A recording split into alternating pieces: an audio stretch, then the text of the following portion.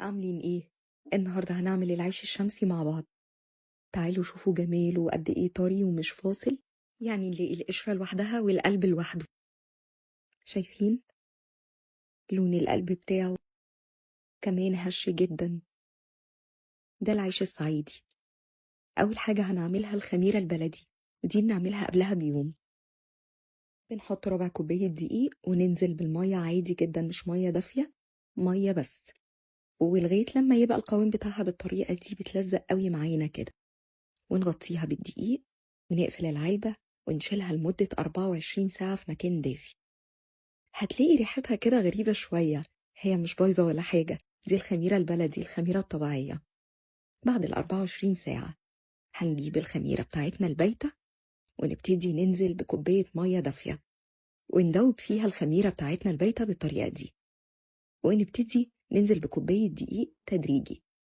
الكلام ده تاني يوم هنعمل الخميرة التانية، إننا بعد ما دوبنا الخميرة البايتة وننزل عليها بالدقيق هنعمل عجينة بتلزق ونغطيها ونسيبها حوالي 4 ساعات. هنعمل العصيدة وهي عبارة عن كوباية مية ونص كوباية من الدقيق. اتعملت العصيدة بتاعتنا، نسيبها تبرد ونجيب معانا كوبايتين مية ونحط الخميرة وزيت، وحطي كمان معلقة خل صغيرة والملح ومعلقة سكر. أنا كاتبة كل حاجة على الشاشة. هنجيب العصيدة بتاعتنا وننزل بيها على العجين والدقيق بتاعنا. أنا هنا حطيت كيلو دقيق وحطيت عليه العصيدة والمكونات بتاعتنا، وبدأت إني أعجن كويس جدا. وجبت الخميرة بعد ال4 ساعات اللي احنا عملناها وبدأت إني أحطها على العجين بتاعي زي ما احنا شايفين كده، وقعدت أعجن أعجن أعجن. عايزة أقول لكم إن أهم حاجة في العيش بتاعنا إنه يتعجن كويس. هتجربي وهتختبري إذا كان عايز مية أو لأ بالطريقة دي. هتشوفي شكل الرغيف، لو ساح يبقى عايز معلقتين 3 دقيق، لو لأ وشكله بقى حلو محتفظ بشكله نوعا ما يبقاش متماسك، يبقى كده تمام ومظبوط. هنجيب بقى المقارص بتاعتنا ونبتدي إننا نحط عليها الرد علشان ما يلزقش، ونقطع العيش بالطريقة دي، بالطريقة اللي تريحك. مش لازم خالص الطريقة اللي شفتيني بقطع بيها، المهم انك تدي شكل للرغيف بتاعك على المقرص بالطريقة دي.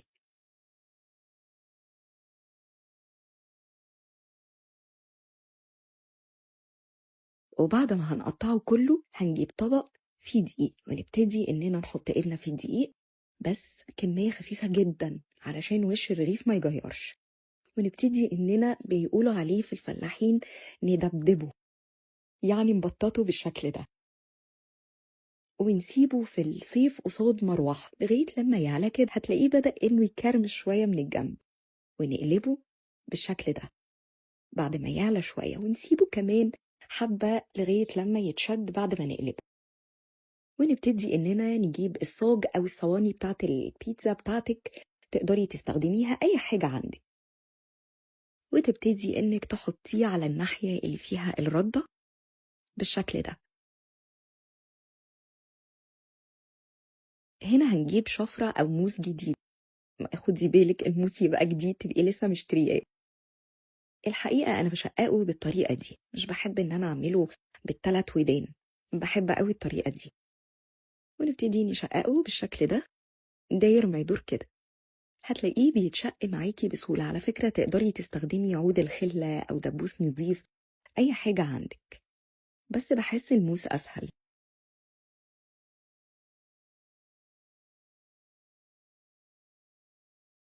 ونبتدي إننا نديله تبطيطة بسيطة كده علشان قلبه يبقى حلو من جوه وما يكلكعش.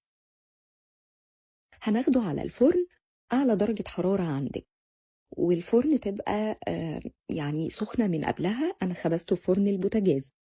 هتسخني الفرن بتاعتك، وبعد ما تسخني الفرن هتحطي العيش فيها وعلى أعلى درجة عندك في البوتاجاز، وتسيبي العيش لغاية لما يتشد ويعلى ويبقى تمام جدا.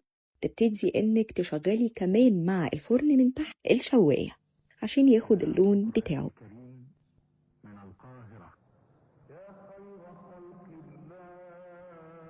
ده شكل العيش بعد ما طلع، وهقطعه معاكم وهنشوف شكله من جوه دلوقتي عامل ازاي. طبعا بعد ما نطلع العيش لازم نحطه في يعني قماش تلفيه بقى بأي قماش مخصص كده للعيش عندك، تبقي عاملاه للعيش وتلفيه كويس قوي قوي، وبعدها تحطيه جوه كيس. انا بعمل العيش وبشيله في الفريزر او بشيله في التلاجة من تحت، وابتدي اني ادفيه في الفرن ونطلع منه وناكل، بيرجع تاني زي ما كان كأنه لسه مخبوز. وبألف هنا. برنامج يقدمه دكتور فوزي خليل. اللهم أمدنا بمدد رسولك العظيم.